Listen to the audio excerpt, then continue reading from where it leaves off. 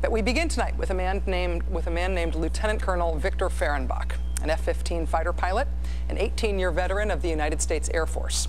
On September 11th, Lieutenant Colonel Fehrenbach was picked to be part of the initial alert crew immediately following the 9/11 attacks. The following year, in 2002, he deployed to Kuwait, where he flew combat missions over Afghanistan, attacking Taliban and al-Qaeda targets. After the U.S. invasion of Iraq in 2003, Lieutenant Colonel Fehrenbach deployed there, flying combat missions in support of Operation Iraqi Freedom. Over the span of his career, he has flown 88 combat missions, including missions that were the longest combat sorties in the history of his squadron. He logged more than 2,000 flying hours, nearly 1,500 fighter hours, 400 combat hours. Lieutenant Colonel Fehrenbach is also highly decorated. He's received 9 air medals, including one for heroism. After 18 years of active duty in the Air Force, this experienced, decorated fighter pilot says he is ready and willing to deploy again. He's ready to do whatever his country and the United States Air Force ask of him. The military is now firing him. He's just been informed by the U.S. military that his career is over. After 18 years of service, less than 2 years shy of being able to retire with a full Air Force pension, he's being discharged from the U.S. Air Force under the military's Don't Ask, Don't Tell policy. Despite a record of documented heroism, an unblemished career, despite the fact that he estimates the U.S. military spent roughly $25 million training him, Lieutenant Colonel Fehrenbach is being fired. He was informed of his impending discharge in September. He and his lawyer have tried to delay his appeal as long as possible, hoping that the new president would fulfill the pledge that he made as a candidate to repeal Don't Ask, Don't Tell. So far, that hasn't happened. But today, there were 2 important developments on that front. The first is the Obama administration's decision to accept an appeals court ruling in favor of another discharged Air Force pilot. Essentially, that ruling said that the government has to prove why the continued service of a gay service member, in this case a woman, is a threat to military discipline. The Obama administration could have appealed that ruling to the Supreme Court, but they chose not to. The other development was far less promising. It came from the Pentagon, which announced today that it has no plans to end Don't Ask, Don't Tell, and they say they do not anticipate being asked to end Don't Ask, Don't Tell anytime soon. I do not believe there are any plans underway in this building for some expected but not articulated anticipation that Don't Ask, Don't Tell will be repealed. This building views Don't Ask, Don't Tell as the law of the land until Congress acts otherwise. To my knowledge, David, there are no internal planning efforts underway in anticipation of a change in that law. It is in the shadow of these political promises left unfulfilled that Lieutenant Colonel Victor Fehrenbach now faces his impending dismissal from the military, a decision that he challenged but so far has lost. Joining us now for his first ever interview is Lieutenant Colonel Victor Fehrenbach. Thank you so much for joining us tonight, sir. Thank you for your service. Thank you, Rachel. You've been in the Air Force for 18 years. What was your reaction when you found out that you're being investigated and then discharged? I was devastated, absolutely devastated, Rachel. The Air Force has been my life. I was born on an Air Force base. The Air Force has been part of my family, and I've served for 18 years, and I was just 2 years short of retirement. So basically, I was faced with the end of my life as I knew it. Were you expecting that you would at some point redeploy at the time that you found out that they wanted you out? Absolutely. In fact, 2 weeks before this all came to light, or I'm sorry, 2 weeks after this all came to light, I was expected to deploy. You were expected to deploy 2 weeks after they told you that they were going to take you out? Yes. So you were informed in September, and I know that the possibility of President Obama winning the election, again, you were told in September, the election was in November, factored into how you decided to proceed with your appeal here. How did it factor in? Absolutely.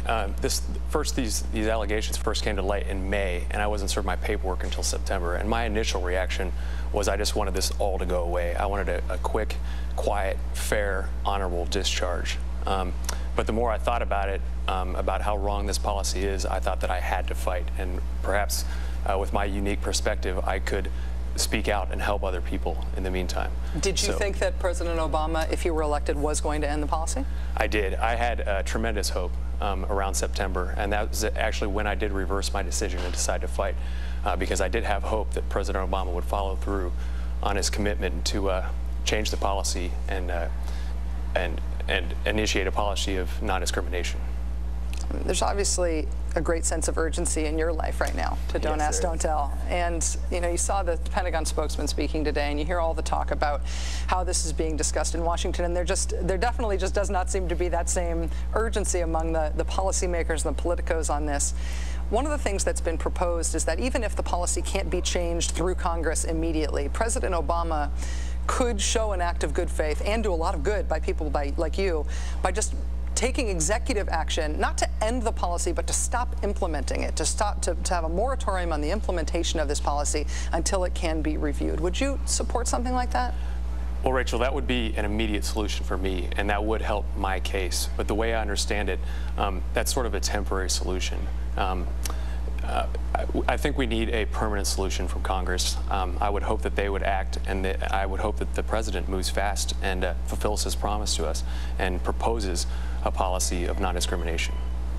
What's your response to the overall argument underlying this policy? I mean, the proponents of this policy say that you personally, you being gay, has a negative effect on your squadron's good order and discipline. How do you feel about that? Well, it's absolutely false. Basically, I went to my board, and one of the board findings was that my presence was inconsistent with good order, discipline, and morale. And the fact of the matter is, for the last 369 days, I have been going to work every day and doing my duty with absolutely no impact on morale, discipline, and good order.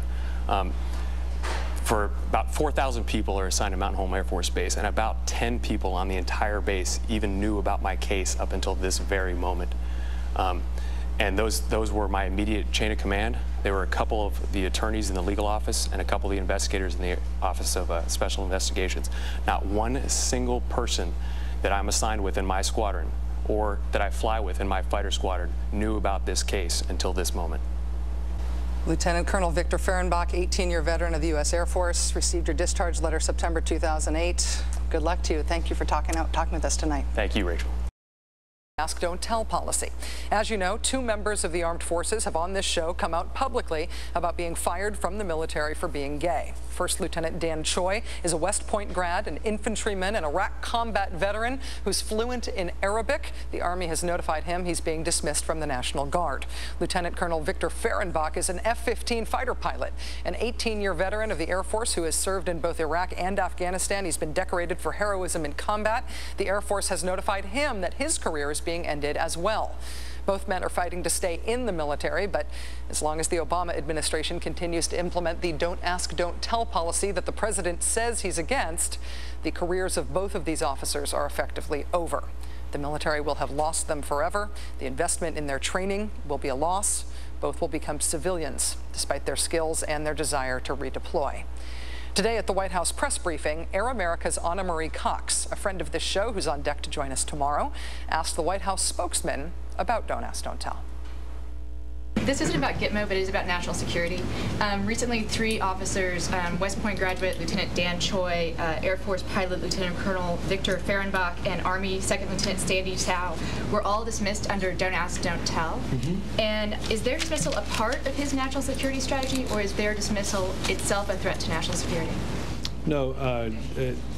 As I've said, I think when I was asked about these individuals, I think it may have been last week, I said that the president agreed that and said during the campaign and agreed with former members of the Joint Chiefs of Staff that the policy wasn't working for our national interests, that he committed to change that policy, that he's working with the Secretary of Defense and the Joint Chiefs on making that happen, and that the only durable way to do that is to go through Congress, and that's what the president intends to do.